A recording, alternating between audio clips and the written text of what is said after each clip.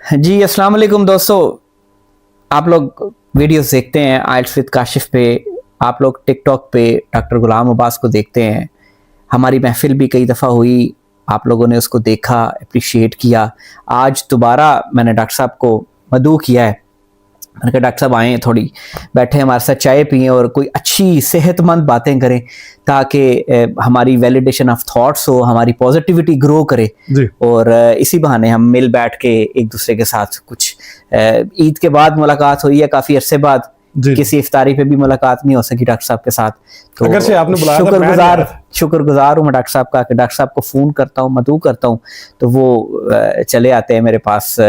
शायद आपकी ज़िंदगी में, हमारी ज़िंदगी में बड़े कम ऐसे बंदे हैं जिनको आप फ़ोन करेंगे सर आपसे मिलने को दिल कर रहा है, आप आ जाएं, तो डॉक्टर साहब इज़ वन ऑफ दोज़। अस्सलाम वालेकुम डॉक्टर साहब। वालेकुम सलाम। कैसे हैं आप? शुक्र अल्लाह का। ईद कैसी गुजर गई आपकी? रमज़ान कैसा गुजरा आपका? बहुत अच्छा, शुक्र है। Ramzan was very blissful in so many ways। एक प्रैक्टिस होती है अपने आप को बुराई से दूर रखने की, पॉजिटिव रहने की, अल्लाह के करीब होने की।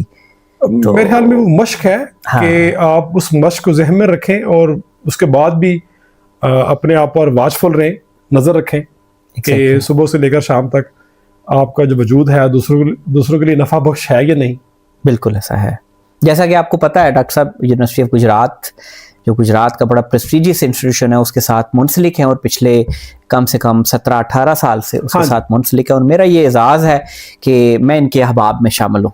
तो आज कुछ टॉपिक्स लेंगे, कुछ छोटे मोटे क्लिप्स बनाएंगे, एक कंटेंट बनाएंगे ताकि एक हमारी एक हेल्दी डिस्कशन हो सके। उस हेल्दी डिस्कशन को हम एक मेमोरी बना सकें, एक याददाश्त बना सकें जो आने वाले दिनों में आप लोगों के लिए, जो लोग पॉजिटिविटी सीखना चाहते हैं, ग्रो करना चाहते हैं, उनके लिए भी एक फ़ायदेमंद साबित हो। जी डॉक्टर साहब, आज किस चीज़ पे हम लोग डिस्कस करने जा रहे हैं? थोड़ा सा वजाहत करें हमारी ऑडियंस को। मेरे ख्याल में कोई भी लैंग्वेज आपने सीखनी है ना, तो उसके लिए आप किस तरह काविश करें, कोशिश करें। जैसे इंग्लिश है, उसको सीखने के वाले से बंदा किस तरह पहला स्टेप ले। इंग्लिश लैंग्वेज मैं कहता हूँ छोटों से लेके बड़ों तक सबकी प्रॉब्लम है हमारी सोसाइटी में। जी। हर बंदे का दिल करता है कि मैं इंग्लिश बोलूं, इंग्लिश सीखूं, लेकिन अब मुझे इस चीज़ का आई एम नॉट श्योर, तजर्बा तो चले हैं कि कहीं पे इंग्लिश सिखाने वाले भी शायद इतने आला ज़रफ़ नहीं है या इस तरह के नहीं है कि वो अकोमोडेट कर सकें सीखने वालों को, और कहीं पे सीखने वाले भी बड़े हेजिटेंट है कि यार अब इस पे दिल तो करता है, स्किल है एक, इसका फ़ायदा भी है, लेकिन इस पे पैसे नहीं लगाने चाहिए इतने, ये फ्री में मिल जाए तो ठीक है। आप क्या कहते हैं इस बारे में? फ्री में जो भी चीज़ मिलेगी ना वो कदर नहीं की जाएगी। मेरे ख्याल में आपको एफर्ट करना पड़ती है। फ़र्ज़ कर ले आपने खुद से सीखना है, कुछ पढ़ना है, तो वो भी फ्री तो नहीं है ना, आप वक़्त लगाते हैं, इन्वेस्टमेंट ऑफ टाइम है। अगर आप फ्री में चाहते हैं सारा कुछ मिल जाए तो मुमकिन नहीं है। इस कायनात में अगर आपको ज़िंदगी मिली हुई है तो वो भी फ्री में नहीं है। उसका मेरे स्टूडेंट्स हैं ना, तो जब वो 15 दिन 20 दिन 1 महीना मेरे पास गुजार लेते हैं, obviously they go through different procedures and modules, वो कुछ सीख लेते हैं। तो मेरी एक प्रैक्टिस है कि मैं उनसे पूछता हूँ कि now imagine the first day you came into this academy and now you are studying, क्या फ़र्क है और उसमें और इसमें? क्या आप ये जो अभी प्रैक्टिस मेरे साथ बैठ के कर रहे हैं, क्या आप घर पे कर सकते थे? नहीं कर सकते थे। वो कहते हैं नहीं सर हम नहीं कर सकते थे। क्या आपको लगता है कि आपने पैसे ज्यादा दे दिए हमें या को बड़ा इन्वेस्ट कर दिया इस पे, आइल्स पे या स्पोकन इंग्लिश पे? कहते हैं नहीं सर। जब वो आ जाते हैं, जब वो बैठ जाते हैं तो उनको एहसास होता है कि ये डेडिकेशन वो चाहे स्टूडेंट की तरफ से हो चाहे ट्रेनर की तरफ से हो। मेरा ख्याल है ये चीजें ज्यादा इंपॉर्टेंट हैं। अदरवाइज तो चले घर बैठे यूट्यूब पे भी कई बंदे सीख लेते हैं बैठ के। पहली बात यह है कि जो इंसान के जहन के अंदर दीवारें होती हैं ना, उनको फलांगना, उनको ओवरकम करना सबसे मुश्किल काम है। फ़र्ज़ कर ले एक तालिब इल्म है, वो घर में बैठ के ही सीखना चाहता है, तो पहले वो इरादा करता है कि मैंने सीखना है, यानी पहली दीवार को वो अबूर करता है। अगर आपके पास वो आता है तो वो दूसरी दीवार को अबूर करता है, यानी आपको वो अपने से बेहतर समझता है सीखने के वाले से या इंग्लिश के वाले से। जब आप किसी दूसरे को बेहतर समझते हैं, उसके पास जाते हैं, उसको आप एक्सेप्ट करते हैं कि मुझसे इल्म में बेहतर है, और आप अपने आप को राज़ी करते हैं मैंने सीखना है, तो फिर आप सीखने के अमल से गुजरते हैं। अगर हम खुद से दीवारें गिराएंगे नहीं, उनको अबूर नहीं करेंगे, तो आप सीख नहीं सकते। लैंग्वेज की बात हो, किसी रवैये की बात हो, किसी हैबिट की बात हो, किसी स्किल की बात हो। आपकी इस बात से मुझे ये कंक्लूजन मिलता है कि सीखने के लिए ये जरूरी है कि आप अपने आप को थोड़ा सा पीछे करें और किसी अपने से सीनियर पे ट्रस्ट करें, हाँ जी, भरोसा करें कि यार नहीं, हाँ ये बंदा, चाहे वो यूट्यूब पे है, चाहे आप फिजिकली किसी के पास जाते हैं, कि नहीं यार अगर ये बंदा एक्सपर्ट है, जो मुझे लगता है जी एक्सपर्ट है, इसने, इसके आर्काइव्स हैं, इसके रिजल्ट्स हैं, तो मुझे इससे सीखना चाहिए। हाँ जी, ये फैसला करने में शायद हम देर कर जाते हैं। उसकी वजह एक तो लैक ऑफ इंफॉर्मेशन है, दूसरा लैक ऑफ विल है, तीसरा हम थोड़े पैसे अपने आप पर नहीं लगाना चाहते। मेरे ख्याल में अपनी डेवलपमेंट पे पैसा लगाना चाहिए, और पैसा बहुत ज़्यादा जैसे आपने कहा वो भी नहीं होता, थोड़े से पैसे लगाने से आप बेहतर हो सकते हैं, तो अच्छा ये स्टेप है। एक तो विल हमारी कमजोर है, दूसरा हम अपने आप पे इन्वेस्ट नहीं करते। ये मुझे जो दो चीजें जो है ना, ये ज्यादा फॉल्ट नजर आता है कि हम एक तो पैसा नहीं लगाते अपने आप पे, कि नहीं यार जो चीज जो फ्री मिलती है उसको भी नहीं सीखते हम, उसकी भी कदर नहीं करते।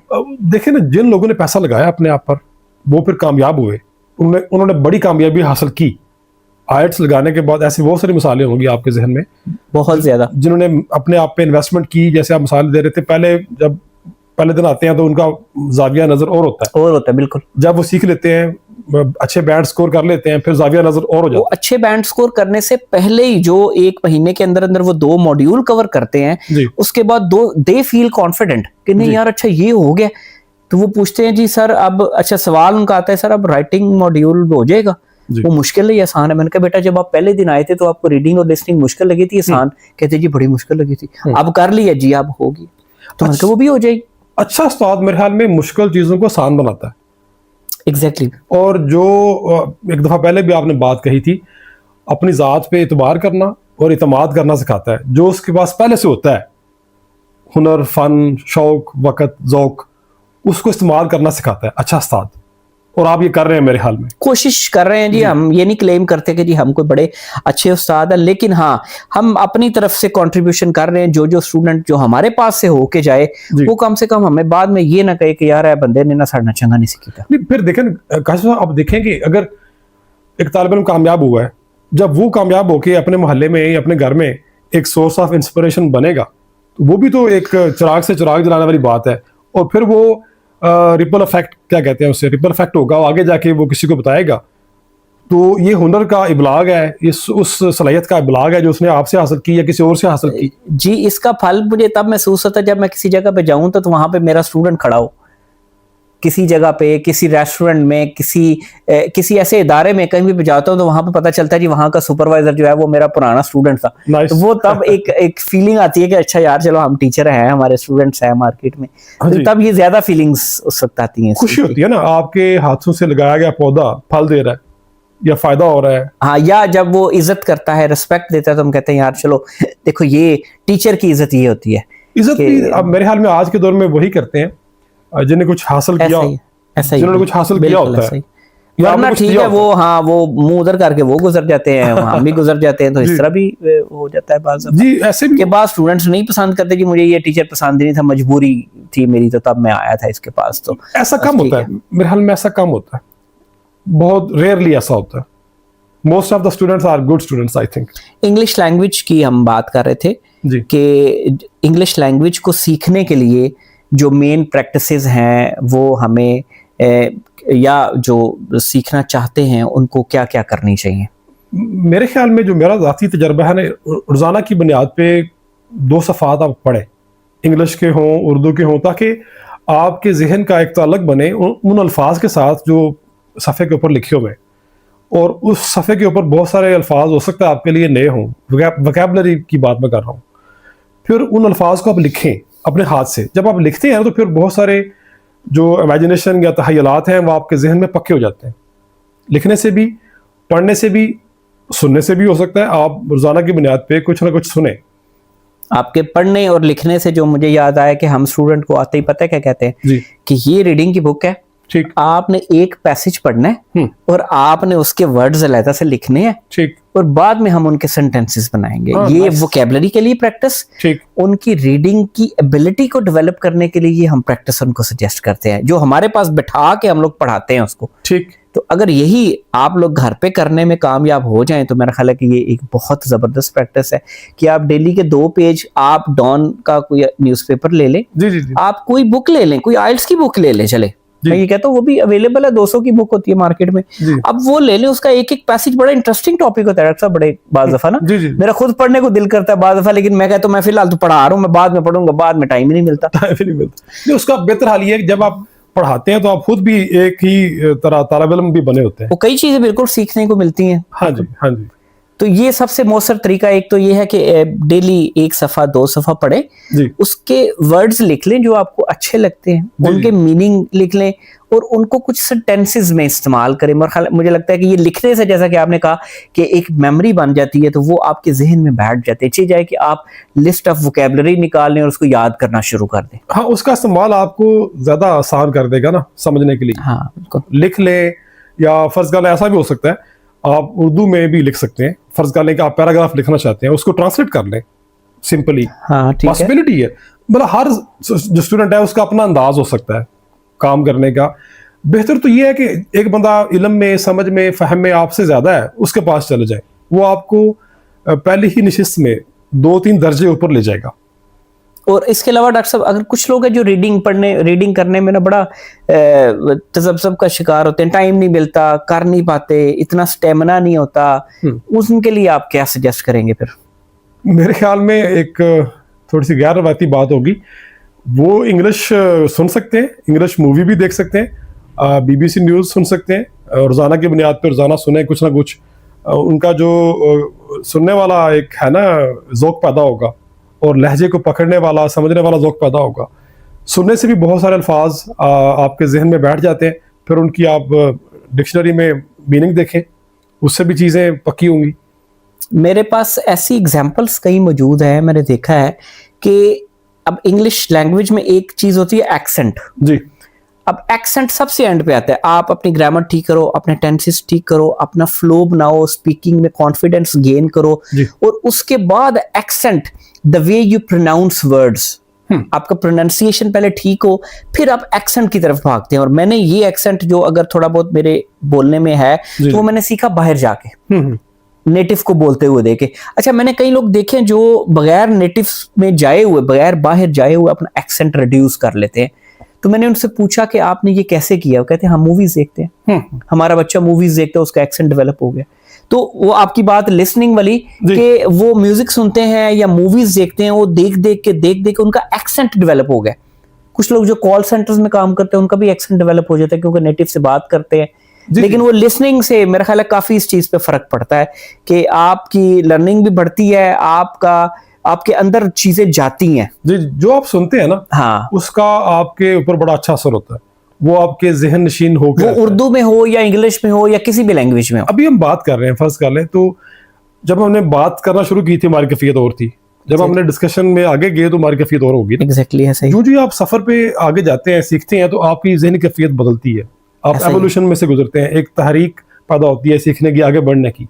लेकिन माहौल का बड़ा असर होता है। फर्ज कर लें किसी एकेडमी में आप पढ़ते हैं तो आप ऐसे दोस्तों से मिलेंगे जो आपसे अच्छे होंगे, उनसे भी आप सीख सकते हैं। हाँ, उनकी लिसनिंग हो सकता है आपसे बेहतर हो, उनकी वोकैबुलरी आपसे बेहतर हो, उनका टेम्परामेंट या सीखने का जज्बा आपसे बेहतर हो, तो वहां से भी इंस्पिरेशन आती है। माहौल से हम सीखते हैं, सुन के हम सीखते हैं, पढ़ के हम सीखते हैं, देख के हम सीखते हैं, देख के भी सीखते हैं। तो बहुत सारे तरीके हैं सीखने के। मतलब ये है कि आप राजी हो सीखने के लिए। हाँ, आप विलिंग हो। लोग राजी कैसे नहीं होते सीखने के लिए? अगर राजी नहीं है तो फिर उनका कुछ भी नहीं हो सकता। लेकिन कैसे पता चलता है कि बंदा राजी नहीं है सीखने के लिए? समटाइम हम कंफ्यूज होते हैं, हमें अपने टारगेट्स का पता नहीं होता, हम कंफ्यूज होके वक्त ज़ाया कर लेते हैं, या हमें अच्छा कोई कोच नहीं मिलता, अच्छा मेंटोर नहीं मिलता जो हमें डायरेक्शन या समझ बताए। अच्छा, यहाँ पे एक और सवाल, हमें अच्छा कोच नहीं मिलता या हमें अच्छा कोच, हमें तलाश ही नहीं है किसी अच्छे कोच की? तलाश करें तो मिल जाता है, लेकिन अगर तलाश ही मौजूद ना हो अंदर, तो फिर प्यास ही मौजूद ना हो किसी अच्छे, अगर मैं ये समझता हूं कि मैं ही सबसे अच्छा हूं, तो मुझे कोई और अच्छा कौन सा नजर आएगा दुनिया में? फिर सीखने वाला अमल नहीं हो सकता। फिर वही कुछ सीखूंगा जो मैं चाहूंगा, हाँ, अपनी मर्जी का सीखूंगा और सिर्फ। जो मैंने पहले बात की ना, अगर आप अपनी दीवारें खुद नहीं गिराएंगे तो हाँ। कोई बाहर से आके वो दीवारें नहीं गिराएगा, जहालत की दीवारें कह सकते हैं। मेरा ख्याल है कंक्लूड करें हम इस वीडियो को जी कि आपकी बात लेके कि हम जब तक अपनी दीवारें नहीं गिराएंगे तब तक हम सीख नहीं सकेंगे, चाहे वो इंग्लिश लैंग्वेज हो, हाँ जी, चाहे वो किसी से डीलिंग हो, सोशल होना हो। तो अपनी दीवारें गिरा के किसी अपने से सीनियर, अपने से एक्सपर्ट, या अपने से आपको लगे कि थोड़ा सा भी नॉलेज ज्यादा है तो उससे सीख ले, खामोशी से सीख लें, उससे कह के सीख लें, सीख लें उससे, और दिल में ये माने कि यार ये बंदा मेरे से ज्यादा इल्म वाला है। वो भी ठीक है। दूसरा, जो लोग सीखे हैं उनकी तरफ देख लें, जो कामयाब हुए हैं उनको सक्सेस स्टोरी मान लें, मतलब दूसरों को मानना पड़ेगा। ये नहीं कि नहीं यार है मनु पता है किंज बने है, मनु पता है इंज नहीं होता है, इस तरह की भी बड़े हैं चीजें। वो नहीं मुझे पता है यार ये नहीं होता इस तरह, ये रियल नहीं है, ये फेक है, ये सब ऐसे ही फेक है, मतलब सारी चीजों को फेक समझना।